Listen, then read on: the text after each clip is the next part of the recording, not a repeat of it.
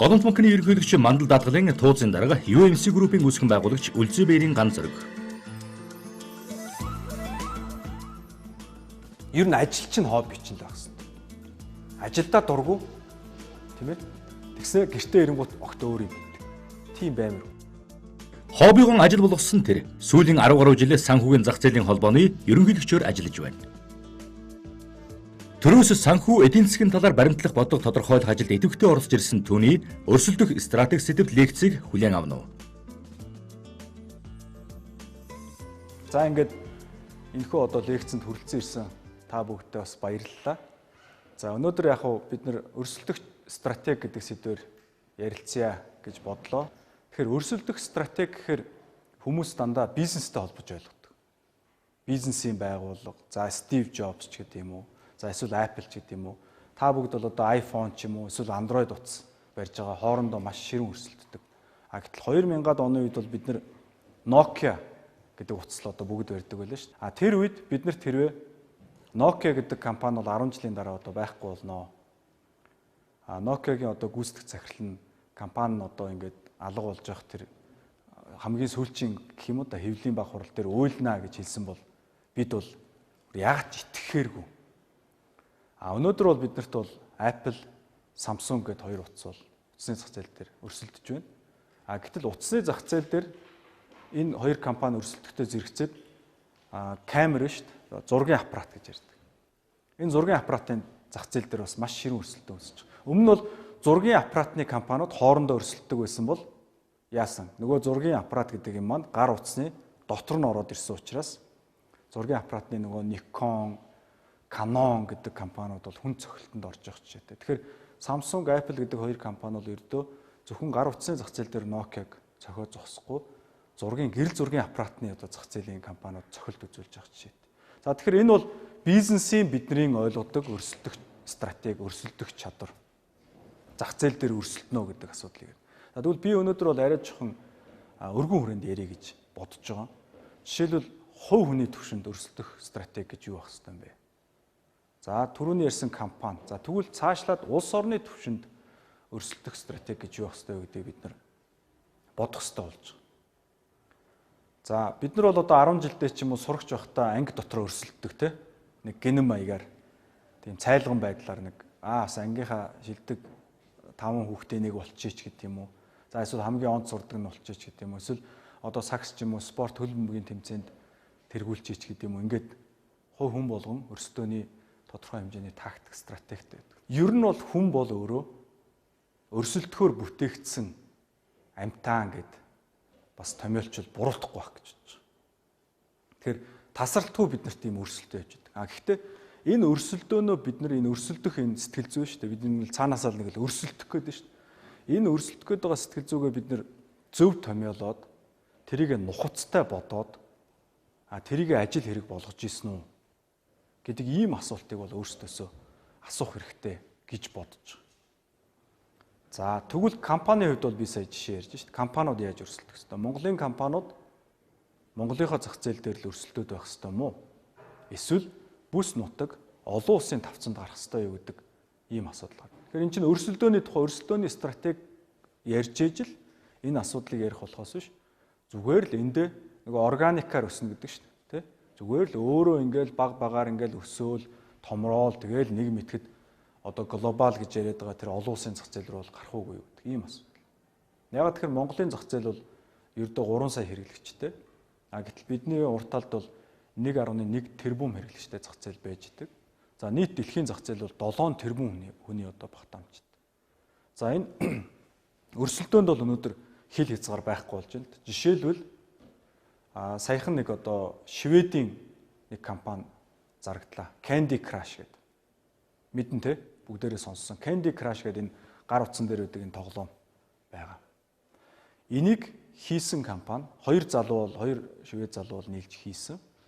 6 гаруй тэрбум доллараар зарагдаж байгаа. Нөгөө манай оюу толгой гээд одоо 10 гаруй жил ярьж байгаа төслийн маань хөрөнгө оруулалттай тэнцвэн хэмжээний үнээр зүгээр л гар утасны тоглоом хийдэг компани зарагдаж байна. Гэтэл Швед гэдэг улс бол өөрөө тэр мэдээллийн технологийн зах зээл дээр ч гэдэг юм уу тийм өрсөлдөх том зах зээл одоо том нөөц болцоотой бол компани одоо улс бол компаниуд бол байхгүй. Гэтэл зүгээр энэ бол Шведийн нэг 2 залуу нийлээл байгуулсан компани шүү дээ. Тэгэхээр өрсөлдөх стратеги гэдэг бол өөрөө энийгээ бид нар сонгож гаргаж ирж чадах юм бол хувь хүний төвшөнд болон компани төвшөнд бол хил хязгааргүй бол алхаж чадна.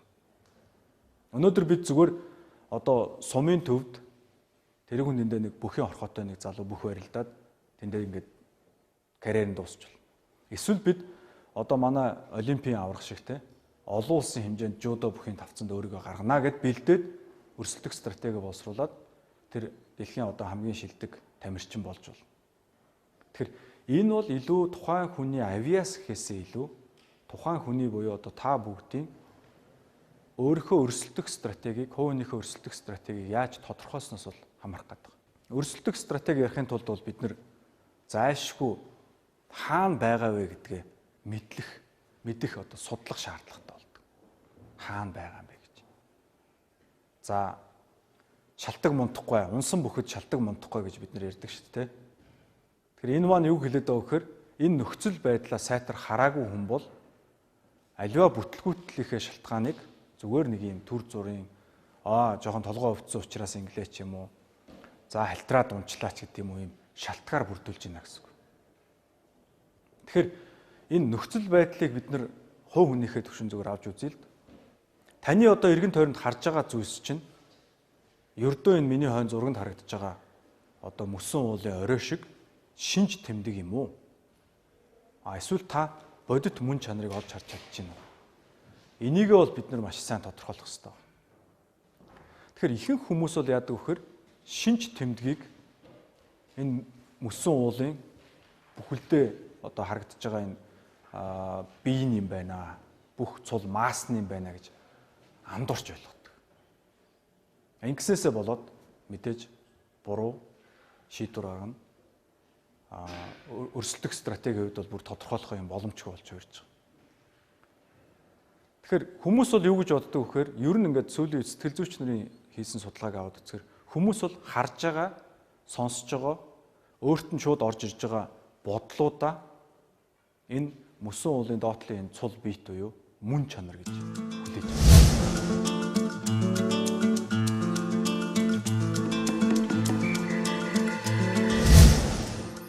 Тэгэхээр би одоо та бүгдээс асуух гэдэг нь та бүгд өөрсдийнхөө энэ төсөөллийг нөхцөл байдлын талаарх төсөөллийг одоо сорж үзсэн үү? Энийг үүсгэж үзсэн үү? Өөрөөр хэлбэл надад энэ ингэж бодогдож байна гэдэг чинь яг үнэхээр бодиттой байдал юм уу? Эсвэл зүгээр надад төрж байгаа сэтгэл юм уу? Тэ? Энийг бодож үзсэн үү? За энийг бол зайлшгүй бодож үзэх ёстой. Яагаад тэгэхээр хүн бол ихэвчлэн өөрийнхөө харж байгаа, сонсож байгаа, одоо хүрэлцэж байгаа мэдрэхүүгээр бол энэ мөсөн уулын оройг нь л буюу зөвхөн шинж тэмдгийг нь л шинж чанарыг нь л харж байдаг. Тэгэхээр одоо чинь би зүгээр жишээ авъя л да. Найз залуу, найз бүсгүй хоёр байлаа. Найз залуу, найз бүсгүй хоёр байлаа. За найз залуу нь уццсангүй одоо бүсгүүргээ те. Бүтэн өдөр залгсангүй. Тэгвэл найз бүсгүй ямар дүгнэлт хийх гээд байна? Шинж тэмдэг дээр суурилсан сэтгэлгээгээр бол чи надад хайргүй юм байна. Тийм үү? Чи надад хайргүй юм байна. Чи намайг тоодгүй юм байна. Гэтэл магадгүй нөгөө найз залуу тэнд найз бүсгүүдээ гоё одоо бэлэг авч өгөх гээд цагийн ажил хийгээд ч юм уу те завгүй байсан байж болно. Тэр нь гар утсаар ярих боломж олохгүй байсан байж болно. Энэ юу? Мөн чанар байна шүү дээ. Тэгэхээр бидний хайртай дотн хүмүүс, аав ээж, ах トゥ хамт ажилдаг, хамт олон найз нөхөд. За тэгээ компанийн хувьд бол одоо нийт компанид ажиллаж байгаа ажил гэсэд за улс орны төвшөнд за тэгээд хэвлэл мэдээлэлээр бидний хүлээж авч байгаа мэдээлэл биднэр дээр зөвхөн ирж байгаа мэдээллээр мөсөн уулыг бүхэлдэн төсөөлөх гэж оролдвол энэ боломжгүй зүйл болно. Энэ бол боломжгүй зүйл. Энийг бол ерөөсөө маш сайн анхаарах хэрэгтэй гэдэг бол орчин үед сэтгэл зүйн ухаанд бол судалж гаргаж ирж байна. Тэгэхээр бид яах ёстой вэ гэхээр бидний хараагүй, үзээгүй, сонсоогүй, биднэрт ирж байгаа мэдээллээс гадна цаана биднэрт хэлэгдээгүй, биднэрт хүрэлцэн ирээгүй ямар мэдээлэл байна вэ гэдгийг л ерөнхийдөө хайж үзэх хэрэгтэй байна. Ингэснээрээ бид нар бол мөн чанарыг ойлгох боломжтой болно. Ингэжээж таны өрсөлдөх стратеги юу вэ гэдгээ олж харах боломжтой болно. За жишээлбэл те. За би одоо ингээд одоо их сургуульд химийн одоо чиглэлээр сурдаг оюутан байлаа гэж бодъё л. За ямар одоо шин чанарын төсөөлтөй би явах. Би яг ингээл явна манай ангид нэг юм хими ангид маань 30 оюутан байгаа. Би яваалаа 4 жил сураал төгсөн магадгүй тэгээд би хими хүрээлэнд ч юм уу орно. Тэгээд мэдхгүй нэг хувийн компанид химчээр ч юм уу орно. Ингээл явна гэвэл тэр хүний ирээдүг та бүгд одоо мэргэлж хэлж чадах уу гэж. Тэр хүн одоо магадгүй мэрэг төлөгчдөр очиж мэрглүүлэх заавал хэрэг байна уу? Эсвэл та бүгдээс асуухад л баг хэлээд өгчхөр байна уу гэж. Ойлгож байна уу? Тэр хүн өөрийгөө юу гэж төсөөснөөс тухайн хүний ирээдүй хамаардаг гэл нэг тийм яриа байдаг шүү. Энэ маань өөрөө нөгөө нөхцөл байдлыг яаж харж байгаас л болж байгаа. Ингээл явах юм бол яг л тэр л хувь заяа. Гэтэл харъя л да. За би тэгвэл ер нь химээр сурч байна. Химч болох гээд байна те. За энэ тэгвэл олон улсын зах зээл дээр энэ химч гэдэг мэргэжил ямар үнд хүрдэг. За би энэ зах зээл дээр гарч өрсөлдөж болох юм уу? Болохгүй юм уу? За болох юм бол би ямар чиглэлээр нь би судалгаа шинжилгээ хийж явах юм бол өрсөлдөөнд давуу тал олж авах юм бэ? Энийг бодож байгаа энэ процессыг энэ нөхцөл байдлын анализ хийж байгаа гэж л ерөнхийдөө ойлгож байна. Тэгэхээр Nokia-гийн гүйцэтгэх захирал одоо тэр нөгөө дэлхийн хамгийн том гар утасны компаниас Nokia-гийн гүйцэтгэх захирал уйлсан байл л да. Өчтөр өрөө би мэдээгээр уншлаа. Уйлаад одоо компани ерөнхийдөө ингэж байхгүй болж шин. Тэгээ уйлаад хэвлэлийн баг хурал дээр юу гэж хэлсэн гэхээр бид юу ч буруу хийгээгүй штэ. Гэхдээ л бид ялагдлаа гэж хэлсэн. Тэгэхээр магадгүй би бол тэр хүмүүс юуг буруу хийсэн бэ буюу юуг хийгээгүй вэ гэхээр энэ нөхцөл байдлын хэрэглэгчийн өдөр тутам өөрчлөгдөж байгаа хандлага. Тэр Samsung, тэр Nokia гэдэг Samsung, iPhone гэдэг утасны те Apple-ийн тэр гаргаж байгаа бизнесийн стратегийг сонирхож судалж үзээгүй. Ямар шинж тэмдэг тэр үед харагдаж байх нь тэр компанид. Нэг л сайхан л амжилт л биш. Дэлхийн хамгийн том гар утасны компани, цалин одоо орлогонч их, жил болгон борлуулалт нь нэмэгдээд байдаг. Хаанч явсан чиний утсыг Nokia-г л бүх хүн гар утас бариад явж байна. Гинтл нэг өдөр бүх хүн тэр Nokia утсаа хаяал Samsung одоо iPhone барина гэдгийг зүрдэлсэнгүй шүү дээ. Шинж тэмдэг бол тийм ээ. Амжилт ерөөсөө л амжилтаар хөөсөрч байна. Гэтэл мөн чанар чинь тэр доор өөр юм яваадсан. Харилцагчийн хүсэл эрмэлзэлд яаж исэн бэ? Солигдож өөрчлөгдөж исэн биз дээ. Тэгэхээр энэ нөхцөл байдлын анализыг зөв хийж чадах юм бол хувь хүн дээрээ те. Хувь хүн дээрээ та эхлээд зөв хийж чаддаг болох юм бол эргээд та компанийн түвшинд нөхцөл байдлын анализ хийх чадвартай болно. Ингээд улсын түвшинд нөхцөл байдлын анализ хийх боломжтой болж байгаа. Тэг өрсөлдөх стратеги гаргахын тулд нөхцөл байдлаа зөв ойлгох асуудал. За өнөөдөр Монгол улс ямар нөхцөл байдалтай? Монгол улс ямар нөхцөл байдалд байна вэ? Өнөөдөр жишээлбэл оюу толгойн төсөл явах уу үгүй юу гэдгээс Монгол улсын ирээдүй хамаарат байгаа мó. 5 толгоогоо одоо Хятадын хөрөнгө оруулалттай эсвэл Японы хөрөнгө оруулалттай компаниар олборлуулж ашиглуулахаас нь Монгол улсын ирээдүй хамаарат байгаа мó. Эсвэл Монгол улсын ирээдүй өөр юмнаас хамаарат байгаа юм. Ер нь олон улсын зах зээл дээр Монгол улсын өрсөлдөх давуу тал нь юу байж болох юм? Хүн болгоны хэвлэл мэдээлэлээр ярьдаг шиг мал аж ахуй юм уу? Тийм ээ, мал аж ахуй яг мөн үү? Тэгэхээр энэ бол бид нар дээр ирж байгаа л мэдээлэл واخгүй юу? Оюутлогоо явуучвал улс хөгжих юм гинэ. Тэгээд баг улсаас танд цалин өгдөг болоод та ажиллахгүй байх юм гинэ гэж. Дэлхий дээр тийм улс байд юм уу? Дэлхий дээр тэгж хөгжсөн улс байдгүй, тийм ээ. Чингис хааны үед Монгол улс тэгж хөгжсөн үү гэж. Бүгд зүгээр суугаад харийнхын ирээл биднэрт уурхай олборлж өгөөл биднэрт мөнгө тушааж тэгж хөгжсөн үү гэж, тийм. Тэгэхээр нөхцөл байдлын одоо энэ шинжилгээгээ хийж бид яг ямар мөн чанар биднэрт тулаад байгаа юм бэ? Энэ Хятадын эдийн засаг гэдэг чинь биднэрт яг ямар боломжийг олгоод байгаа юм? Ямар аюул занлыг учруулад байгаа юм бэ гэдгийг бид судлахгүй бол явахгүй гэж. За тэгмүүд одоо асуулт байна. За ганц зөргөө нөгөө нөхцөл байдлын анализ хийнэ гэдэг чинь одоо баг л ийм зузаан те. Харвардын ийм ном уншдаг. Тэгэхгүй л бол одоо хэний ч хийж чаддаггүй. Хэр оргийн одоо аавын хүүгийн бардггүй ийм юм биш үү гэж.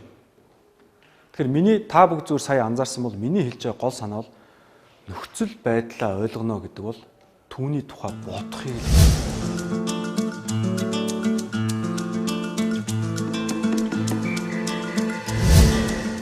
хувь хүнийхээ. Өнөөдөр та 10 жилийн сурагчч бай. Өнөөдөр та аль нэг компанид ажилладаг ажилтнч бай, оюутанч бай, улсын бодлогыг тодорхойлдог лидерч бай. 50 суугаад бодох асуудал. Тэгэхээр бодно гэхэр хүмүүс гайхдаг те. Бодно гэж юу ярьж байгаа юм гэж. Юу бодохыг яриад байгаа юм гэж. Тэгэхээр алдарт зохиолч Марк Твейн гэдэг те. Марк Твейн гэж бол их ухаантай хүн байсан. Мань хүн юу гэж хэлсэн гэхээр хүн ядаж 7 хоногт 2 цаг боддог байсан бол ямар сайхан бэ гэж хэлсэн. Ойлгож байна уу?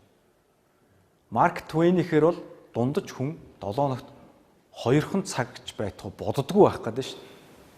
Тэгэхээр бодно гэдэг бол за би өглөөнийхөө цайнд одоо юу идэх вэ? Өндөг шарах уу, каш идэх үү, талах идэх үү гэхийг ярьж байгаа юм биш. Бодно гэдэг саяны миний яриад байгаа нөхцөл би ямар нөхцөл байдал байна вэ? Тэрийгэ бодох тухай ярьж байгаа. Нэгдүгürt. Хоёрдугаарт миний надад өнөөдөр ирж байгаа, надад харагдаж байгаа, надад сонсогдож байгаа энэ бүх мэдээлэл бодит нөхцөл байдлын мөн чанарыг харуулж чадчих байна уу? Эсвэл зүгээр мөсөн уулын оройг нь харуулж байна. Шинж тэмдгийг л харуулж байна. Яг бодит мөн чанарын чинь хойноос нь хөөцөлдөж одоо зурагт үзүүлснээр бол усны мандлаас доошоо харж ижил мөсөн уулын доотлын гол тэр далайн түвшин дээр бариад байгаа цул биетийг харна. Тэхийн тулд бол та толгоогоо л норгох гээд байгаа. Энэ толгой норгох процессыг л бодох гэдэг байгаа байхгүй юу? Тэгэхээр бид дэндүү олон юмыг өнөөдөр орчин үеийн нийгэмд Twitter-ээр, Facebook-ээр, одоо мэдээллийн вебсайтаар, сонингоор, телевизээр бүх нөхцөл байдлын талаарх энэ шинж тэмдэг мөсөн уулын оройг биднэрт өгч юм л. Тэгэл бид энийг аваад би маш боловсралтай хүн болчлоо. Би маш мэдээлэлтэй хүн болчлоо. Би маш мэдлэгтэй хүн болчлоо гэдэг юм.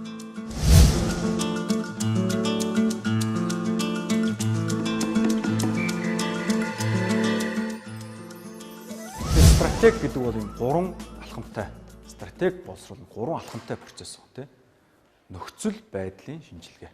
Тэрний тухай би сая ярьлаа шүү дээ. Нөхцөл байдлын шинжилгээг бол сайн бод. Nokia группийн гүйцэд захирал болон топ менежерүүд нь гольф тоглож компанийнхаа өндөр ашиг орлогот одоо ташуурч явахын оронд суугаад харилцагч яаж чинь юу болж чинь гэдгийг боддог байсан бол өнөөдөр магадгүй бид iPhone биш Nokia-гийнхаа утсыг бариад суучих магадлал маш өндөр ер нь бол. Тэгэхээр эргүүлээд хувь хүн дээр буулгахад манайхан дээр ийм алдаа их гаргадаг. Би одоо жишээ нь ингээд хэд хэдэн байгууллагад удирдах ажлыг явьж хахад ингэж боддог. Би бол хоёр төрлийн бодлого. Нэгдүгээр нь би бол англи хэл сурчвал би бол ерөөсөө цэнгэлийн манлай болно. Тэгэл би ерөөсөө будаа болгоно. Би ерөөсөө амар амжилтанд. Зарим нь одоо инээж байгааг бодоход тэгж боддог хүмүүс юм шиг байна. Бодлоо тавалсан. Хоёрдугаарх нь оюутнууд их гардаг. Ингээд явахтай би юм сурсангүй те. Тэгэл би тэгэл ажил дээр гарна. Тэгэл нэг 3 жил явна. Тэгэл би нэг тэтгэлэг болоод би гадаад руу явна. Тэгэл гадаадад ороод мэдхгүй нэг сургуульд сурна те. Тэгэл сургуульд сурч 2 жил сураад төгсгöd гинт ингээд нөгөө нэг юм гурвалжин юм ромб малгай өмссөн ингээд эндээ цэцэг мацагтай ингээд гоё нөмөрхтө зогсож идэг шин. Тэгэл яг ингээд диплом гардаж авах мөчд гинт миний толгоо руу ингээд аянг цагх мэт болол те. Ингээл дөргөөл. Тэгэл гинт миний нүд ертөнцийн юмс үзэгдлийг бүх уялдаа холбоог нь ингээл ойлгоол те. Тэгэл хүн хүнийг ерөөсө гар барайл ерөөсө тэр хүний бодол санааг нь одоо эзэмдээл мэдрээл ингэж боддог. Энэ бол шалтгаан. Энэ бол хойшлуулж. Энэ бол хизээч тийм юм болдоггүй. Ягд бол гадаадад ингээд сураад төгсөөд маш олон хүмүүс гайхдаг. Тийм болохгүй болохоор гайхаад одоо баг зарим хүмүүс л сургуулаа төгсчөөд нэлээд депрессэнд ордог байхыг үүсэхгүй. Тийм болсонгүй шүү дээ. Тэгэхээр тэр юм чинь тэр нөхцөл байдлыг ойлгоод энэ хаана ямар нийгэмд амьдраад би хаана, манай компани, манай байгууллага, манай яам хаана байх вэ гэдгийг ойлгуулах юм бол таны толгойд байгаа тэр ойлгодог зэвсгийг нь бодол гэж нэрлэдэг. Тэгэхээр ямар нөхцөл байдалд бид байгаа юм бэ? Би өнөөдөр сайн бизнесмен ч юм уу, сайн төрийн зүтгэлтэн ч юм уу, сайн эрдэмтэн ч юм уу, сайн багш болоход надад юу хэрэгтэй вэ? Энийг би сайн бодох юм бол тэр бол англи хэл биш юм байна. тэр бол гадаадын магистрийн диплом биш юм байна гэдгийг бол бид ойлгож нөгөө үйл сарниж нөгөө толгоонд нөгөө нэг аянга буух гэдэг байгаа шүү дээ. Тэр үйл явдал маань тэр гадаад руу явуултгүйгээр англи хэл суралтгүйгээр энд бий болох. Тэгэхээр ер нь өрсөлдөх стратеги гэж юу вэ гэдэг дээр зөв хувь хүний түвшин дээр буулгаж үзэхэд ийм байна. Нөхцөл байдлаа бид нар анализ хийхин тулд нөхцөл байдлын анализ яаж хийх вэ гэдэг ийм зузаан ном унших огт хэрэггүй. Яах нь вэ? 50 суугаад би хэн блэ? Би хаана байгаа вэ? Би яах ёстой вэ? Ямар зорилготой вэ гэдгээр боддог л байх асуудал. За Марк Твейний хэлснээр бол 7 хоногт чадвал 2 цаг, бүр бол түүнээс олон цагаар. За ингэнгუთ эхлээд сонсоход бол эвгүй байдیں۔ Надад ч гэсэн тийм байсан. Гэтэ та бүгд одоо ингээд энэ лекцийн дараа ингээд лекцээр бүх юмыг дуусгахгүй нэг орой ч юм уу, маргааш өглөө ч юм уу бодоод үзээсэй гэж би бол хүсэж байгаа. Нээрэн би яг ингээд би өөрийгөө хэн бэ? Би өөрийгөө яах гэж байгаа билээ? Би ямар нөхцөл байдалд байгаа вэ? Миний авж байгаа энэ мэдээлэл энэ маань шинж тэмдэг юм уу? Эсвэл мөн чанар юм уу гэдгийг би яг тухтаа бодож үздэг билүү? За үздэг бол би өдөрт хэдэн удаа боддог вэ? Нэг бодохдоо хэдэн минут зарцуулдаг вэ гэд хэмжээд та бүгд үзээрэй. Ер нь 2 цагаас бага гараад ер нь бол гайхгүй. За энийг бол Марк Твейн бол 100 гаруй жилийн өмнө хэлсэн байна. За Freakonomics гэдэг бас ийм алдартай эдийн засгийн ном бичсэн ийм эрдэмтд байгаа. Тэгээ энэ хүмүүсийн хамгийн сүүлд гаргасан номон дээр бол энийг бол тодорхой гаргаж бичсэн. Ер нь бол хүн бол хангалттай боддгоо юм байна. За 7 хоногт Марк Твейний хэлсэн шиг хэрвээ 2 цаг бодчихвол гэж. Бүтээмж чинь таны одоо хөдөлмөрийн бүтээмж те дундаж хүнээс 30% илүү гарна. За тэгээ мэдхгүй 4 цаг 5 цаг за тасралтгүй бодоод одоо грекийн философч нар шиг суучвал гээгэр чинь бас эн чинь юм хийж гараа хөдөлгөж хөдөлмөр хийх хэрэгтэй тий. Тэгэхээр ер нь бол бодох хэрэгтэй юм. Бодох юм бол бид нөхцөл байдлаа ойлгоно. Нөхцөл байдлаа ойлгох юм бол бид дараагийн алхам автоматар аяндаа гарч ирнэ. Баримтлах үндсэн бодлого буюу энэ хойно байгаа стратеги маань гарч ирж байгаа байхгүй юу? За түрүүний Монгол улсын жишээн дээр эргээд оръё. Монгол улс одоо өөрийнхөө хөгжлийн үзэл баримтлал яаж хөгжих вэ гэдэг стратегитой холбоотой. Ер нь олон 10 баримтчгийг өнгөрсөн 25 жилд бол гаргасан байна. За баримтчгуудыг ерөнхийд нь аваад үзэх юм бол ихэнхдээ л мал аж ахуйд суйрлана ч гэдэг юм уу те. За эсвэл одоо яадаг чинь уул уурхайд суйрлана ч гэдэг юм уу ийм ерөнхий л юмнууд явж байдаг.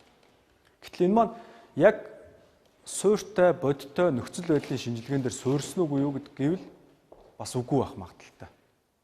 Үгүй байх магадaltaй. За Монгол улс өнөөдөр дэлхийд яг юугаар өрсөлдөх гэж байгаа юм бэ гэд би та бүгдээс болон үзэгчдээс асуувал энэ тодорхой хариулт хийх хүн гарч ирэхгүй. Яагаад гэвэл эн чинь бидний байгаа нөхцөл байдал нөхгүй юу. Тэгэхээр энтэйгээ юуны өмнө нүүр тулах хэрэгтэй шүү дээ. Ичих хэрэггүй. Нүүр тулах хэрэгтэй. Нүүр тулсан юм чинь яах нь вэ? Бид ард талд нь гарна шүү дээ. Өнөөдөр хэвлэл мэдээлэлээр юу хэрэгж байна? Оюу толгой, таван толгой. Бид нар чинь нөгөө ирээдүгээ нөгөө өнөөдөр болохгүй байгаа юм аа. Тийм ингээд оюу толгойл явчвал тэгэл ирсэн болчихно. Яаж юм? Өөр юм руу шидэж шít. Таван толгойл болчвол ингээл явчихна.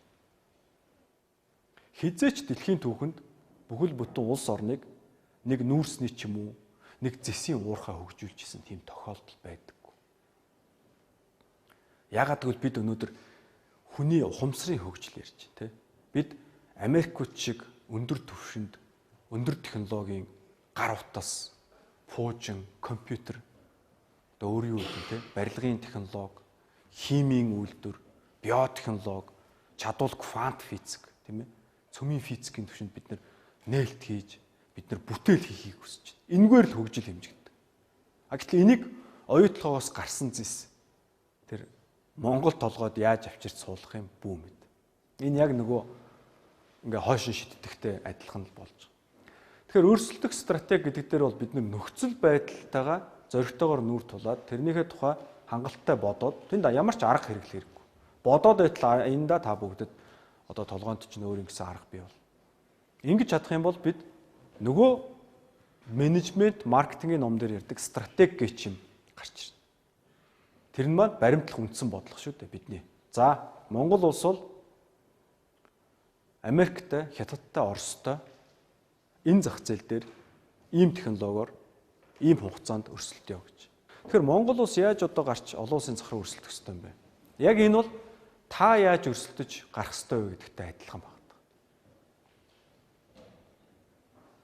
За спортоор бодъё л. Одоо та спортсмен байлаа гэж. За эсвэл та менежер. За боёо менежер гэж бодъё л.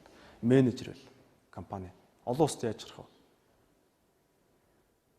вэ? Юуны өмнө та дэлхийн түвшний менежер болох ёстой. Зөв биз? Та дэлхийн түвшний менежер болж иж дэлхийн түвшинд гарах гэж байгаа компанийг удирдах гарна шүү дээ.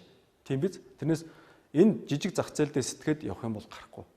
Тэгэхээр дэлхийн түвшний менежер хүн ямар одоо шалгуур шаардлагуудыг хангасан байх ёстой. За энийг бодож үзсэн үү? Үзээгүй. Тэгвэл үзэх хэрэгтэй. Айх юм байна уу? Байхгүй. Бодож үзэхэд айх юм байхгүй. Дэлхийн түвшний менежер хүн ямар шалгуурыг хангасан байх ёстой. Хангалттай хугацаанд бодсны дараа та бүгд гайхалтай дүгнэлтэнд хүрнэ. Маш баяртай дүгнэлтэнд. Энэ бол бидний өмнө шинж тэмдэг дээр суурилж, хоосон хий ийм одоо төсөөлөл дээр суурилж дүгндэг байсан дүгнэлтээс огт өөр юм байна гэдгийг бид ойлгол. Бид бол одоо юу гэж боддог гэхээр бараг л 6 гартай, 5 хөлтэй, 4 нүдтэй огт унтаж амардаггүй. Толгой нь бол одоо 2 супер компьютер нийлүүлсэн юм шиг л юм. Нөгөө 10 толгойтой Атгаалжин хар мангас гэдэг шиг л юм одоо тэр дэлхийн хамгийн том корпорациудыг удирддаг гэж төсөөлөд байгаа шүү дээ. Ер нь бол битүүхэндээ. Яг зөрөгтэй нүр тулаад бодоод үзэх юм бол үгүй. 2 гартай, 2 нүдтэй, өдөрт 8 цагаас бага унтвал ядардаг. Тэ? Уухаараа шартдаг, зарим нь тамхитдаг, мартамхай, сэтгэл нь хөдөлдөг, догдолдог, тэ? Ийм л хүмүүс байгаа.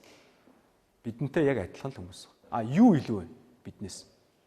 Бодож гин, бодсныхаа дагуу хөдөлмөрлж гин. Буюу миний нөгөө хэлж байгаа стратеги бол 3 шатанд хуваагдана гэсэн. 3 дахь шат буюу хэрэгжүүлэлт. Зарим хүмүүс бодоол сугааддаг. Бодоол ерөөсөө ийм л ухаантай онолдоол тэ байдаг үз. Танаа найзууд бол тийм Монгол улс тэгж л хөгжих ёстой. Ер нь хүн тэгхэл ёстой л доо. Компани бол ийм л байх ёстой. Тэ яам бол ийм л байх ёстой. Тэ хуулийг бол ингэж л гарах ёстой байхгүй юу? Яриад сугааддаг. Жил эхлээд их гой сонсно. Дараа нь биширнэ. Тэгээ хэсэг хугацааны дараа гайхаж эхэлнэ. Гэхдээ тэгэд чи өөрөө хийлдэ. Тэгэхээр нөхцөл байдлаа сайн судлаад тэрэн дээрээ үнэлж ирээдүйд баримтлах бодлогоо гаргаад би өөрийнхөө биеийг эсвэл би компани би улс орноо хааш нь яаж хөтлөх юм бэ гэдэг бодлогоо гаргачаад одоо хэрэгжүүлэх ёстой. Хэрэгжүүлнэ гэдэг бол мэдээж амар зүйл биш. Маш олон асуудал таны өмнө бол гарна шүү дээ. Маш олон асуудал. Хэрэгжүүлэлтэн дээр очиод маш олон хүмүүс бүдэрдэг. Тэгэхээр хэрэгжүүлэх аргуудыг гаргах ёстой. Хэрэгжүүлэхийн тулд зориг байх ёстой. Сэтгэл байх ёстой. Түүний төлөө явах ёстой. Жишээлбэл би одоо англи хэл сурсан одоо түүхээсээ хуваалцъя. Би бол маш олон жил англи хэл сурах юмсан гэж бодож явсан. Тэр нөө бодно гэдэг нь нухацтай бодохгүй шүү дээ. Зүгээр л санагдаал, хаяа нэг зурс хийгээл, улиралдаа нэг удааг энт одоо ээжтэй өглүүлээл ч юм уу те. Тэгж явсан. За тэгэд эцсийн эцэд бол би арай гэж нэг юм шийдвэр гаргасан. За би англи хэл сурыг. За шийдвэр гаргах дээр чинь хугацаа тавигдана үз 3 сар. За би бол тухайд 6 сар гэсэн хугацаа тавьжсэн. За тэгэнгუთ нөө баримтлах үндсэн бодлого буюу стратеги маань гарч ирэх ёстой шүү дээ. Яаж сурах юм? Яг англиг би яаж сурах юм? Сурыг гэдэг шийдвэр гаргачлаа. Яаж сурах юм? Хэрхэн? How тэ хэрхэн? За ерөөсөө өдөр болгон 20 үг цээжлээ. Тийм ээ өдөр болгон 20 үг цээжлээ. Тэгээ амжилтын шалгуураа бол би TOEFL дээр тухайн үед 667-оор хэмждэг байсан. 600-аас дээш оноо авъя гэдгээр. Тэгээд би өдөр болгон 20 үг цээжсэн. Найзуудтайгаа бид нар хаяа мэдээж 5 дахь өрөө ч юм уу те. Тухайн үед оюутан ч байсан. Тэ дарвин. Магадгүй шөнө 2 цагт орж ирнэ. Яах вэ? Таавал амарчч болно те. Зааз. Сайхан амарчи. Маргааш 40-ыг цээжилжээ. Тийм байхгүй. Өдөрт 20 л өдөрт 20. Та өөрийнхөө гаргасан шийдвэрийг өөрөө хүндэтгэхгүй бол тийм ээ таныг өөр хүн хүндлэхийг бити хүс. хүн өөрийнхөө гаргасан шийдвэрийг өөрөө хүндэлж чадахгүй бол өөр бусдаас бити хүндэтгэл нэх гэж. Ийм л энгийн зарчим. Энэ бол бодит мөн чанар. Бодит нөхцөл байдал. Гэтэл манайхан яадаг вэ? Өөрийнхөө гаргасан шийдвэрч гаргадаггүй, за нэг хаяа шийдвэр оруулалт хэрэгэж хүндэлдэггүй, намайг хүмүүс хүндэлсэнгүй, хайрласангүй гэдээ гомдолдог тийм. Тэгэхээр энэ зарчим. Ингээд 20 үг өдөр болгон цээжлээ 6 сарын дараа бол миний англи хэл бол одоо бүр эрс сайжрын тийм. Тэр чи одоо сарын 600 үг 3 сар гэхээр хэдэн 1800 үг. Тэгэл ердөө 6 сар хагас жил бол харавсан сомчгөл өнгөрдөг. 6000 гаруй үг цээжилж байна л гэсэн. 6000 үг гэдэг бол дэлхийн ямар ч хэлний хувьд бол тухайн хэлний нийт баялаг өдөр тутмын хэрэглээг бол бүрэн хангаж чадчих. Энийг л сахилга бат гэж. Сахилга баттай байх юм бол хэрэгжүүлэлт явна. Ингэх юм бол одоо бүх асуудал бол санснаар бол. Алсын хараа. За та өөрийгөө уулчин хүн гэж төсөөлөлт. Дэлхий дээр байдаг одоо хэд чин 100 мянган уулчин байдаг гэж бодъё л. Хэдэн Эверест дээр гардыг. Магадгүй нэг хэдэн 100 л гардаг бах тий. Эверестийн орой дээр гарч чадаагүй учраас тэр хүн уулчин биш болох уу? Болохгүй. Уулчин бол уулчнараад байна. Гэхдээ уулчин бүрийн сэтгэлд бол нэг юм бий. Тэр бол Эверест. За энэ бол бидний алсын хараа. Тэгэхээр алсын харааг бол хүршгүй цэг гэж томьёолж болох нь уу? Болохгүй. Хүрхийн төлөө бүх хүчин чадлаараа тэмүүлүүл зохих цэг. Зөв биз? Тэгэхээр Монголын альва нэг компаниг авч үзье л да. Энэ компани алсын хараа юу байх ёстой байх нь? Дэлхийн тавцанд тэргүүлэгч компани. Зөв биз? Тэр чинь хүрх дээд ориглон шүү. Тэрэнд хүрч ч магадгүй, хүрхгүй ч магадгүй. Тэгтээ яг нь хүрхийн тулд бүх хүчин чадлаараа зүтгэв. Тэгэхээр уулын ориглон оройд нь биш, бэлдэн байдаг. Тэ энийг сайн тогтоогоод байна. Уулын ориглон оройд нь биш, бэлдэн байд юм аа. Тэгэхээр уулчин хүний орой бол мэдээж Эверест. Оргил бол хаана байх вэ? Эверестийг гэсэн зүрх сэтгэл түүний төлөө хөдөлмөрсөн хичээл зүтгэл байна. А энэс наан бол бид нар энэ зорилгоодыг гаргаж байгаа тийм. Хойно харагдаж байна. Зорилго. За энэ зорилгоо бол 3 жилээр, 5 жилээр, 10 жилээр за би тэн төрн, энэ төрн. Хувь хүний хувьд, компанийн хувьд, улс орны хувьд. Монгол улс 10 жилийн дараа хаана байх вэ? Дэлхийн тавцанд харьцуулах. Мэдэж гин үү? Мэдэхгүй байна. Ойлгомжгүй, тодорхойгүй байгаад байна шүү. Тодорхойгүй байгаа учраас бид мэдэхгүй. Монгол улс хаана байгааг мэдэхгүй байгаа учраас компаниуд өөрсдөө 5 жил, 10 жилийн дараа хаана байгааг мэдэхгүй байна. Компани өөрийгөө 5, 10 жилийн дараа хаана байгааг мэдэхгүй болохоор компанид ажиллаж байгаа хүн тийм ээ манай иргэд өөрсдөө хаана байгааг мэдэхгүй байхгүй. Тэгэхээр энэ өрсөлдөх стратеги гэдэг имийг бол хувь хүн, компани, байгууллага яамч хийж болно шүү дээ. Улс орон гэсэн 3 төвшөнд нэгэн зэрэг одоо гаргаж ирэх ийм түүхэн шаардлага бол бий болж байгаа маа гэж. За тэгэхээр зорилгод хүрэх бол арга замууд. Өдөр болгон 20 үг цээжлээ. Болно. Өдөр болгон 100 үг цээжлээ. Болно. Тэгэхээр энэ маань өөрөө бидний нөгөө хэлээд байгаа стратеги байх гэдэг. Ямар замаар явах вэ гэдэг стратеги маань гарч ирж байна гэсэн. Аль замаар? Уул руу бид нар өксөх 2 3 хөлбөр байж болно. Тэрний альгээр нь өксөх вэ гэдгээр бол стратеги маань гарч байгаа. За тэгэд одоо яриагаа өндөрлөхөд бидний амьдралд бол маш олон шалтгаан гарна. Шалтгаан бол түрүүн зурагт үзүүлсэн мөсөн уулын оройл юм шүү. Тийм учраас хизээч битгий таны амьдралд, таны амжилтанд таны одоо үйл хэрэгт шалтгаан саад болохыг зөвшөөрөөрэй. Буцах мянган шалтгаан байхад урагшаа ахих ганцхан шалтгаан байдаг. Энэ шалтгааныг бид бодсноор гаргаж ирнэ. Энэ шалтгаанаа нэгэнд бодоод олцсон хүнийг бол, нэгэнд бодоод олцсон компанийг бол, нэгэнд бодоод олцсон улсыг бол зогсоох хүч бол байхгүй. Ингээд та бүгдтэй амжилт хүсье. Ингээд бас төвчээр гаргаас авсанд баярлалаа. За.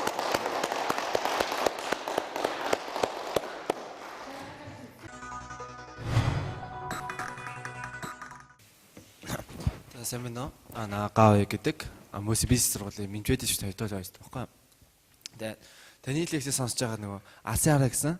Таны алсын хараа юу вэ? Та яг одоо өөрийгөө хэдэн жилийн дараа ямараар төсөөлж чинь таны эцсийн зогсоолыг юу вэ? Энэ талаар та бидтэй уулзаач. Яг нь миний одоо карьер бол банкнд дилерийн ажиллаар эхэлж байсан. Дилер гэдэг бол одоо санхүүгийн зах дээр арилжаа хийдэг юм мэргэжил байгаа шүү дээ. Тэгээ дилерээр эхэлж байхдаа бол би алсын аргаа юу гэж тавьж исэн гэхээр би дэлхийн тавцанд өрсөлдөх одоо мэргэжилтэн болёо.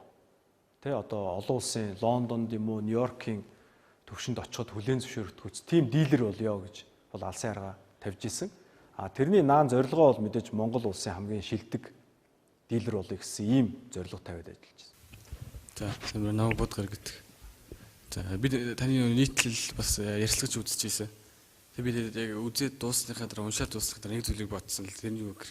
Би таныг их боддог хүн байна гэж бодсон. Ярихдаа тэр зүйлээ бодож тунгааж ярьд юм болов уу. Тэрийг би баталгаажуулах нь бол би өнөөдөр ирсэн байхгүй. Яг үнэхээр боддог юм уу? Яг яаж өмнө хандж байгаа. Гэтэл тэрийг би шүүхийн үйл ирэхдээ яг өнөөдөр бодлын тухай яг бодох ёстой гэдгээр ярьж байгаа учраас таныг би боддог хүн гэдгийг баталгаажуул чадчихна гэж бодож байна. Дээрээс нь баярлалаа. Батлсан бол баярлалаа. Дээрээс нь та ажил руугаа байнга алхаж явдаг гэж би нийтлээс уншсан. Тэгэхээр тэр хугацаанд та бас бодож явдггүй бодснороо та өнөөдөр ямжилт дүүрсэн гэж үзэж байгаа. Бодол маш чухал гэдгийг та өөрөөсөө тодорхойлж батлаад өгөөч гэдэг жишээ юм. Яг би бол одоо сэтгэл зүйч биш те. Энэ бол би яг судалж байна. Ер нь бол яг сэтгэл зүйн номнууд уншиж байна л да. Сүүлийн үед бол би сэтгэл зүй нэлээ судалж байгаа. Тэгээд би зүгээр юу гэж төсөөлдөг вэ гэхээр энэ маань зөвхөн шинж тэмдэг байж магадгүй шүү дээ. Би бол мөн чанарыг хараагүй байна. Хүмүүс ерөнхийдөө ингээд аливаа сэдвэр бодож эхэлж байгаа л хайчдаг. Бодож эхэлж байгаа л хайчдаг. Тийм ээ? Ингээд халгадаг. Тэгэхээр бодно гэдэг нь өөрөө бас тодорхой хэмжээний тасалжуулалт хэрэгтэй. Эхлээд бодох гэхээр хэцүү. Улс орны энэ ирээдүй одоо яагаад байгаа юм болоо гэл бодъё л доо зүгээр нэг оюутан байж байгаа л бодъё. Тэнгуутаа бодно ш. За өгсөн төрийн төлөө одоо хотон боож хүнэгч. Би ч одоо юугаач мэдэхгүй. Би тэгэл яваанда би магадгүй 30 хүрээд 40 хүрээд би гинт ухаантай болно. Нөгөө л хойшин шидэж ш. Тэгэл би гинт нэг өдөр ингээл ойлгох юм байна. Тийм байдаг. Бодол гэдэг ерөөсөө яг тэр сониахтай адилхан өста чимхээр нэмэгдэж явдаг. Бодох тусам таны тарих ингэж хөгжиж цар хүрээнд тэлжээд юм болов уу гэж зөв би бол төсөөлдөй. Миний хувьд бол одоо тасралтгүй бодож идэг гэх нь одоо хайш ер нь хүн болгон л бодож идэг. Гэхдээ бодлоо хэр төвлөрүүлэх вэ гэдгээс хамаарна. Би бол аливаа нэг сэдвэр нэг 2-3 хоног бол боддог. Яг миний хувьд бол нэг тийм бодлын мастер заастар тийм хүн бол огтхонч биш. Зөвөр ер нь бодох ёстой юм байна гэдгийг л сүүлийн үед бас ном зохиолоос нэлээд уншлаа л да. Тэгээд бас ер нь энийг бас ярих зөв юм болов уу гэж бодсон. Гадаад талын менежерээр мэргэжилтэй. Тэгээд одоо болохоор би бизнес эхлүүлэе гэж бодож байгаа хгүй. Тэр нь болохоор нөгөө манайч чинь алтаараа юутай алтартай шүү дээ одоохондоо олоосод тэрнгээр гоё чимэглэл хийгээд тэгээ олон улсад нэг өөрийн гэсэн брэндтэй тийм гоё чимэглэлийн дэлгүүр үүдтэй болъё гэж хүсч мөрөөддөг. Тэгээ тархины ажиллаадаа бас сурчаа. Тэр нь болохоор нэг алтны компани өөрхөн захирал штэ. Над ч юм бүтэхгүйсэн. Одоо тэгээ өөрсөлдөн гэж юу ах вэ гэд хунтраагаад байгаа байхгүй юу? Тийм тэгэхээр штэ энэ дээр ингээд судалгаа хийгээд цаашаа яваад ах вэ? Үгүй ах уу. Наад чинь бол миний танд хариулах биш. Өөрийн чинь хариуг нь гарах хэрэгтэй асуулт. За ер нь гэхдээ би нэг юм та бүгдээр нь хамаатай байж магадгүй нэг юм бэкграунд гэж ярьдаг те тийм ерөнхий мэдээлэл өгдөг. Жишээлбэл та нар одоо ингээд гоёл чимэл хийлээ гэж үт те. Гэтэл эн чинь тэр Хятад байгаа, тэр Хонконгт ч юм уу, тэр Японд байгаа гоёл чимлээс юугаараа илүү байх юм? Хийц бол би илүү гарна гэж бодохгүй байна. Хийц бол адилхан байх гэдэг шүү дээ. Тэгэхээр хэд хэдэн юм өнцөг ба шүү дээ. Хийц дизайн тийм ээ. Гурав дахь нь үн. Дөрөв дахь нь борлуулалт. Дөрвөн хэмжүүлэлээр бол би бол хийцээр бол чи олон улсын стандартад л хүрэх хэрэгтэй. Нэг чамд ямар том боломж нэгдсэн бэ гэхээр ойл чимэглэлийн зүйл бол овор хэмжээ багтай. Интернетээр зарж болдог болсон баг. Одоо маркетинг хийгээд чи дэлхийн 7 тэрбум хүнтэй зах зээл дээр зарж бол. Энд чинь хил хязгааргүй зах зээл учраас пад тавилаа тэгэл зар. Ингиж амжилттай болсон одоо та нарын үеийн ч гэдэг юм уу, миний үеийн ч гэдэг юм уу залуучууд байна. Сайн байна. Монгол улсыг хөдөлгөхийг хүчин мал аж ахуй юу, эсвэл оюутлогоо юу, таван толгой юу гэд та өөрөө ярьлаа л да. Таны харж байгаагаар яг Монгол улсыг яг ямар хүчин зүйл хөдөлгөөд ямар хүчин зүйл энэ дэлхийн одоо улс болох вэ? Тэгэхээр бид нар бол дэлхийн тавцанд гарахын тулд дэлхийн хэмжээгээр ярина гэсэн үг тийм. Тэгэхээр дэлхийн хэмжээ гэдэг бол 7 тэрбум хүн баг. 7 тэрбум хүнд юу хэрэгтэй байна вэ гэдэг тэр нөгөө хэрэглэгчээ чин сэтгэлээсээ сонсно гэсэн тийм. Тэгэхээр бид 7 тэрбум хүнд яг юу хэрэгтэй байгааг олж мэдэх хэрэгтэй. Нэгдүгээр. Тэгэхээр ер нь бол бид нар бол нөгөө үйлдвэрлэгч улс болно, экспортлогч улс болно гэд яриад байгаа нь зөв. Яг ямар бүтээгдэхүүнээр айл улсын зах зээл дээр гарах вэ гэдэг маань өөрөө асуудал болно л гэсэн үг. Би бол зүгээр хэд хэдэн өнцгöd харж байгаа. За бэлэн хувцс үйлдвэрлэлч гэдэг юм уу? За одоо тавилганы үйлдвэрч гэдэг юм уу? За эсвэл одоо дээр үеийн хоцрогдсон технологиор ч юм уу бид бол ийшээ бол орж чадахгүй. Яагаад вэ гэхээр маш их өрсөлдөгчтэй. Тэгэхээр хоёр ийм үнцэг гарч иж байна. Нэгдүгээр бид газар зүйн давуу талаа ашиглаад хятад гэдэг энэ тэрбум 100 хэрэглэгчтэй улс руу хятад байхгүй Монголд байдаг ийм бүтээгдэхүүнийг нийлүүлж байгаа. Энэ бол нэг тийм агсан шатны технологи шаардахгүй, өндөр үйлдвэрлэл биш байх гэдэг чинь хай-тек биш. Тэгэхээр магадгүй малын гаралтай, махны экспорт ч юм уу, органик гэдэг одоо брэндтэй тийм. Ер нь хятадын хэрэглэгчдийг бүгдийг нь Монгол гэдэг нэр сонсохоор органик эрүүл гэдэг болгочих болно шүү дээ. Яг тэгэхээр хятадын хэрэглэгчид миний ойлгож байгаагаар одоо чинэлэг саятан гэх юм уу те. Долларын саятан бол бараг 100-200 сая хүнтэй болсон гэж хятад болсон. Энэ улсууд бол эрүүл органик хүнсний бүтээгдэхүүнд зөвлөлд бол мөнгө хайрлахгүй. За энэ бол нэг тийм агсан шатны технологи хэрэггүй шүү дээ. Бидэнд газар нутаг байна, малын бааз байна, гарцын асуудал байна. Гарцын асуудал. Түрүүн би нэг үнэгээр жишээ авлаа шүү дээ. Тэгэхээр энийг бид мал аж ахуйгаар реформ хийгээд хятад руу нийлүүлж болно.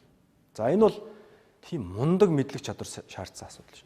Хоёр дахь миний ярьж байгаа өрсөлдөх стратеги бол олон улсын хай-текийн одоо нийлүүлэлтийн пирамид руу шууд орох асуудал. За чинь биотехнологи байна. За цөмийн технологи, квант физик гэж ярьж байна тийм. Энэ технологиуд дээр бол өнөөдөр Америкийн компанич тэр, Монголын компанич тэр ижил төвшнөөс эхлэх гээд байгаа. Ягаад тэгэхээр энэ цоо шин мэдлэгийн ухаан баггүй. Технологийн бизнес дэлхийн өндөр технологийн сүлжээр бол бид нар өсөрж орох хэрэгтэй. Ингэж орохын тулд бид нар мэдээж улс даяараа хөдлөх ёстой. Монгол хүний одоо сэтгэн бодох чадвар бол сайн. Гэхдээ технологи алга, хөрөнгө оруулалт алга. Асуудлыг 3 түвшинд авч үзэх ёстой гэж би бол хэлсэн. Хувь хүн Монголын иргэн бүр дэлхийн тавцанд өрсөлдөх чадвартай, өрсөлдөх стратегтэй болох ёстой. Монголын компаниуд дэлхийн тавцанд өрсөлдөх стратегийн дагуу олон улсын тавцанд гарах ёстой. Ингээд Монгол улс маань өөрөө Монгол гэдэг улс те дэлхийд байгаа одоо 200 гаруй улс оронтой яаж өрсөлдөх юм бэ хөгжлийн түвшинг. Энийгээ тодорхойлоод өрсөлдөж чадах юм бол энэ маань өөрөө манай өнөөдрийн хөгжлийн бодлогын үндсэн цөм байна. Тэрнээс одоо оюу толгой, таван толгойч гэдэг юм эсвэл мал аж ахуй гэдэг асуудал бол бүр хэрэглэгдэхүүний төвшөнд бүр хамгийн захын үйл ажиллагааны одоо төлөвлөгөө гэж гарна шүү дээ тийм хэрэгжүүлэх төлөвлөгөөний 156 дугаар зүйл заалтын төвшөнд явах юм байна гэдэг. Ийм л одоо хатуу итгэл үнэмшилтэй байгаа учраас энэ санаагаа өнөөдрийн одоо энэ арга хэмжээгээр та бүгдтэй бас хүргэлээ. Тэгээд бас нэгийг бодож эргэж бас надад Facebook хуудасаар минь ч юм уу дамжиж санаа оноогоо хачирлана хаа гэж бодож байна. За ингээд их баярлалаа.